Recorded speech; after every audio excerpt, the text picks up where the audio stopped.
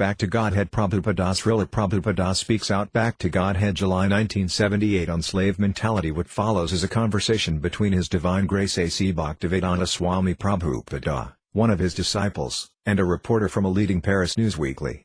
Interviewer: to me, God means freedom. Srila Prabhupada: yes, God means freedom, provided you surrender to God. That is real freedom. Interviewer: but I may not accept your idea of God. I may want to worship God, or I may not want to worship God. That is my freedom, and that's the most important thing to me. Srila Prabhupada: a child's freedom, for instance, is to live completely under the protection of his parents, then he has freedom. But without their protection, he'll have no freedom, only suffering.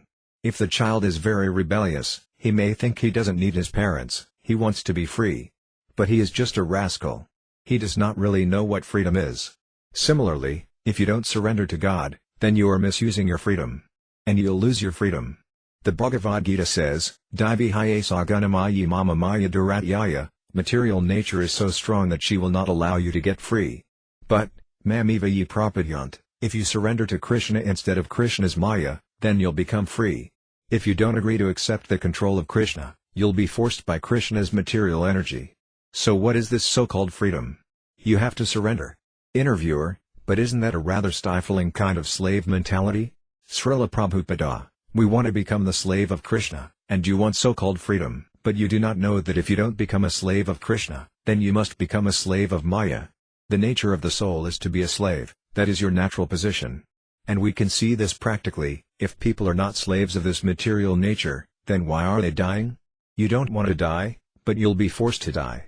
So how are you free? But because people are rascals, they don't understand this. They are imagining themselves free. Interviewer: but throughout history people have fought valiantly for the freedom to enjoy life to the fullest, the pursuit of happiness. Srila Prabhupada: that means that they're thinking that freedom means to become the servant of the senses. Our Krishna consciousness philosophy teaches, don't become the servant of your senses. And people think, oh, but this is our freedom. They do not know that by trying to become free, they are becoming servants of their senses. Where's your freedom? To freely enjoy sense gratification means to become the servant of your senses. This is Maya's illusion. You are voluntarily accepting Maya's slavery and thinking, now I'm free. This is illusion. Your senses are pulling you by the ear, come here. Do this and you'll be happy. Just like a dog, as soon as his master pulls the leash, come on. Come on. He has to follow. So people are becoming just like dogs, and they are thinking free. Because they are unintelligent rascals, they cannot understand what real freedom is. But we are teaching that real freedom comes when you surrender to God. Interviewer: but how can you surrender to something you don't know? You can't really know God. You can't even speak about Him. Srila Prabhupada: our position is that we know God from God's explanation of Himself. We don't try to speculate about God like you. We're not such rascals. I agree that I cannot know God, but in the Bhagavad Gita God Himself says, I am like this, and I accept it. That's all. That is my position. This is my full surrender to God. I may not know what He is, but when He says, I am like this, I accept it. I never say, I have understood God. How can I know God? I am limited, and God is unlimited. But He says, Mata parataram nanyat, there is no greater truth than me. And I accept this. You can call it slave mentality or whatever you like, but I accept the words of Krishna. Instead of endeavoring foolishly to know God by mental speculation, I submit to the statement of God that He is the Supreme Person. So which way is better, to speculate on God foolishly, or to accept the statements of God? Which is better? Interviewer: to accept the statements of God. Srila Prabhupada: so, you are more intelligent than the rascals. The rascals will remain fools by speculating on God for many, many lives.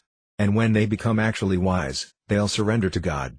This is also stated by the Lord in Bhagavad Gita, Bahunam janmanamanti jnanavan mam prapadyate, after many, many births of mental speculation, when one actually becomes wise he surrenders unto Krishna. I have already surrendered to Krishna.